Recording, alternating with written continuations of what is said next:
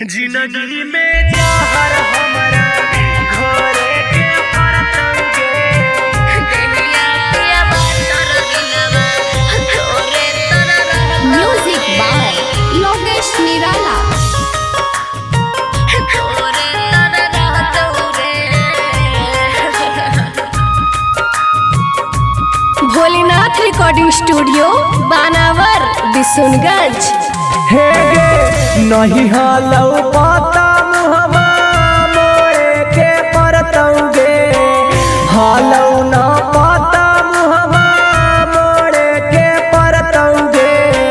जिंदगी में जहर पगली घोरे के परतंगे जिंदगी में जहर हमारा घोरे के परतंगे हकमा जह बुहरी पगला छोड़े के परतौरे हकमा जह बुहरी पगला छोड़े के परतौरे छोड़े के परतौरे देहिया पियावा तर दिलवा तोरे तर रहतौरे देहिया पियावा तर दिलवा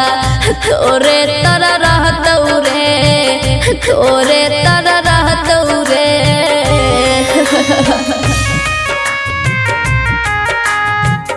जिंदगी में जहर हमारा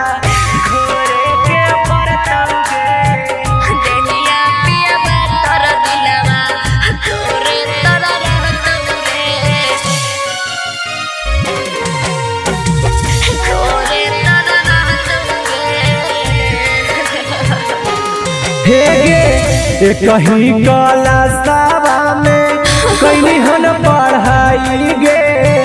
कैसे अखिया से अपन देखवा तोरा विदाई गे जानू ना पागल चल जही बहुत दूर याद ये तो बड़ी तोरा रे गेना रह तर छुप के रोज बहाई बहु हम लोरा रे हमारा गुडा मोरा नेंगे आबा भोरे के कहतौगे हमारा गुडा मोरा नेंगे आबा भोरे के कहतौगे हालौ ना पता तोरा छोड़े के परतौगे देहिया पियावा पर दिलवा तोरे तर रहतौरे तोरे तर रहतौरे जिंदगी में जहर हमारा घोरे के परतंगे देहिया पियावा तर दिलवा तोरे तर रहतौरे तोरे तर रहतौरे हे गे जैसे मरही वैसे हमारे पर मरिहा गे रहतौ न पियावा जखनी वीडियो कॉल तू करिहा गे करी जा हेरे करे गोवादा पगला सब दिन निभैया रे टाइम से खाना पीना जनुआ तू खैहा रे सोनुआ के अखिया रोजा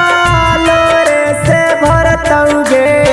सुधीरवा के अखिया रोजा लोरे से भरतौगे